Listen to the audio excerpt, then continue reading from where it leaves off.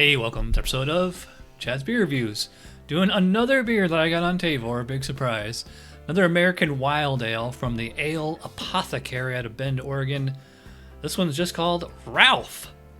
Just say Ralph, I don't know, there's a signature there. I don't know who that is, but it just say American wild ale with fir, aged in wine barrels and bottle fermented with honey. This was bottled in September of 2022, and it pours to a kind of a copper orange color. It might kind of look gold on camera. It's got a little bit of a haze to it. It does have a, I'm still hanging around with the foam on there, which is always interesting for a wild ale. Yeah, it smells like a very kind of Belgian terroir character, very countryside. I would call it like definitely kind of a lemon citrus on this one. It doesn't smell like, floor cleaner or anything like that. It's just, I can tell that I can just smell the sourness on it. By the way, no puck lights because I'm actually shooting this during the day because it's my day off. I'm allowed to have a beer at 3 o'clock in the afternoon. All right, so let's dive in here. Cheers.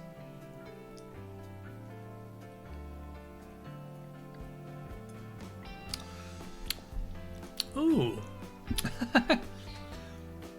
It's funny. I said, it smells lemony, but it doesn't smell like floor cleaner. Well, it does have that little bit of they call it fir, but like you've heard of like Douglas fir. It's like way to describe certain varieties of pine trees. And so like up front, it was pretty standard American wild ale. Like a pretty assertive, acidic sourness, but also the Brett at the same time. And then I swallow it, and I get this lovely pine needle kind of flavor. And like, cause a lot of floor cleaners are like, like pine sol, smell like pine trees. And that's how this one tastes. Which is not to say it tastes like, floor cleaner. Yeah, it's just a really interesting combination there. I have had only a handful of other beers that are made with like, spruce tips or some kind of pine needles or something. Usually they're Christmas beers. I guess I could have waited for Christmas to drink this because this came in way after Christmas last year. I'm not sure that like this is really a Christmassy beer other than that it's, just has that pine kind of note on it. But to me, this is like if you've had like most Brett beers, most wild ales, this is right up that alley, right in that ballpark. Nice, like really acidic, clean sourness on this one. I always appreciate the, a wild ale, sourness.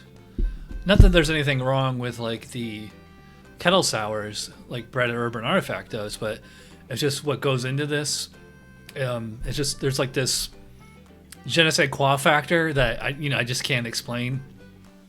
And yeah, it's really tasty. Also, like this is actually aged in, I think it was Cabernet or Pinot, some kind of red wine barrel. And I do get a slightly like red wine and also a bit of a woody kind of character on this. The more I drink it, the more that spruce tip or that fir as they call it, the more that pine needle kind of comes out. You wouldn't think it would complement these flavors here, but it actually does pretty well. Logan Cat you want some beer? You're in my shot, dude. You gonna jump up on the fridge? Okay. He used to have a bed up there, but he stopped sleeping in it, so I took it down. As far as like the body and mouthfeel on this, 7.4 is, actually, they could either be light or heavy depending on the style. So I'd say that's kind of like right there in the average. I have had like much stronger wild beers. I would say it's like on the stronger end. The alcohol itself is very clean.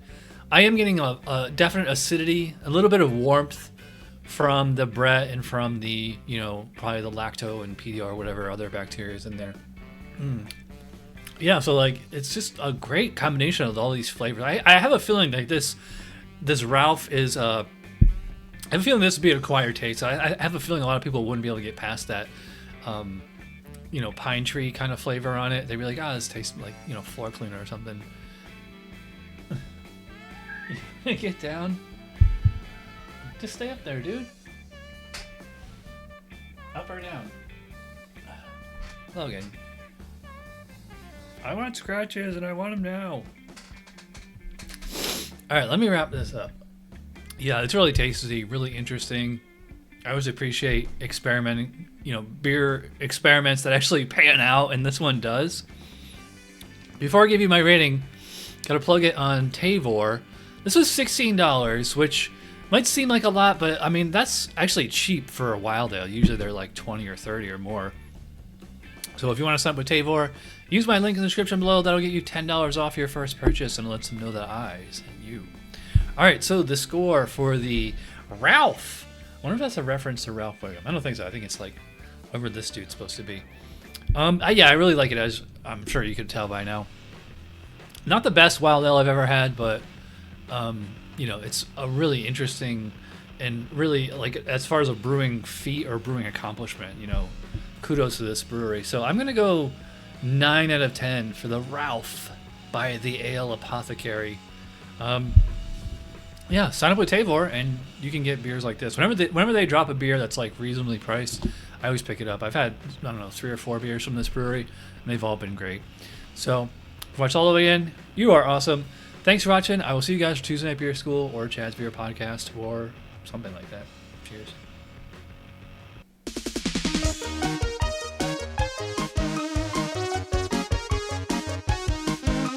Somebody brewed it. Chad just reviewed it. Thanks for watching Chad's Beer Reviews. Trust me, the next episode will be a lot better.